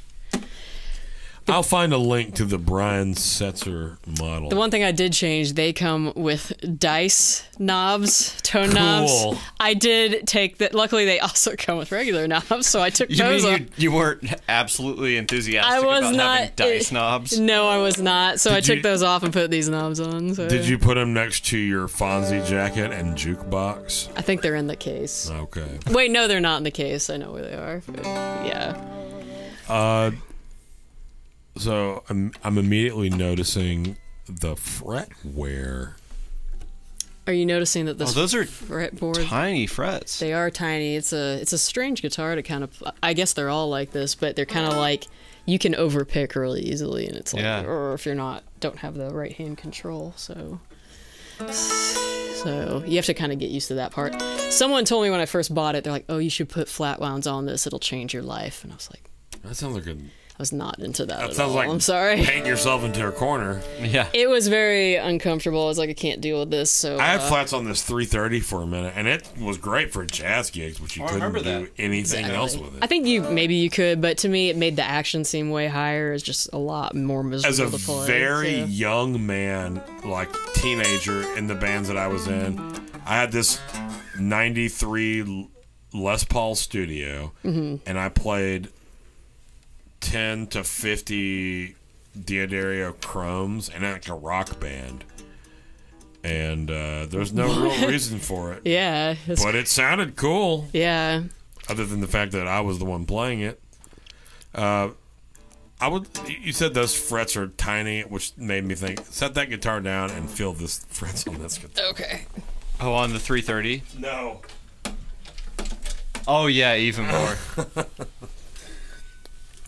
Good luck trying to feel the frets on that guitar. There are no frets on this There are guitar. no frets on that guitar. That's how my J50 is. It's basically fretless. Is it actually intonated? It seems like you wouldn't. It's not. It's intonated as good as it can be on, Wow, this is crazy. 60-year-old frets. This is what year is this? 63. And they made them like this? I mean, yeah, 58 years This ago. is weird too. This thing is weird. It's like a flaccid trim bar. Yeah, it doesn't actually work. Yeah. It doesn't really work. No, it definitely works. It's just tight. You can look at. There's like 11 springs on it in the back. Yeah. Wow, this is it's cool. It's kind of freaky. I've been playing that guitar almost exclusively lately. It's a weirdo, but it's a beast. It takes a totally. You have to get used to it, and then it's like, oh, I get it now. But you can't go from. I mean, you can't. And this is the original neck too. Everything is it's 100% original. Wow, that's crazy. It came with that 67 twin behind you on the floor, the bottom one. Something's wrong with it. I got to take it to Butler. So what we're going to do now is say thank you to our guest, Lindsey Miller. I'll grab this out of here. Sure. You're welcome. Thanks for having me. Heck yeah. Hope we didn't scare everyone off with. I don't care if we did or not. If they didn't know what they were getting into with a podcast called Gear and Beer with an amp and a spilled beer bottle as the logo, I don't really know what to say to that person. I appreciate you coming through. This has been a lot of fun. I hope you'll come back. Yeah, man. And I'll be sure to tag your Instagram so people can follow you and make sure that they are keeping up with all the latest with Lindsey Miller. No relation to Robert Miller. That's probably in your best interest. Except via Barack Obama. Yeah, except for cousin Barry. Lyndon McCarty, twisting and tweaking. Lindsey Miller from Kansas City, Kansas. Mm-hmm. the hell with you Missourians.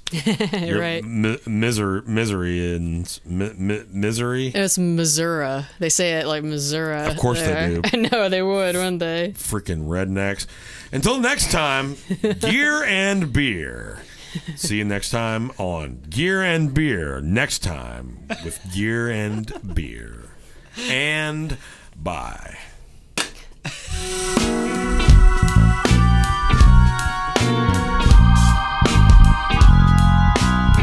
Thank you for listening to the Gear and Beer podcast. Make sure and subscribe and turn on notifications for our channels, and if you haven't already, follow our Instagram and YouTube channels. We truly appreciate your support and ask that you please tell anyone you know whom you think might be interested in our podcast about Gear and Beer to help us grow and continue bringing in great guests from around the industry and beyond. Thanks again, and until the next episode.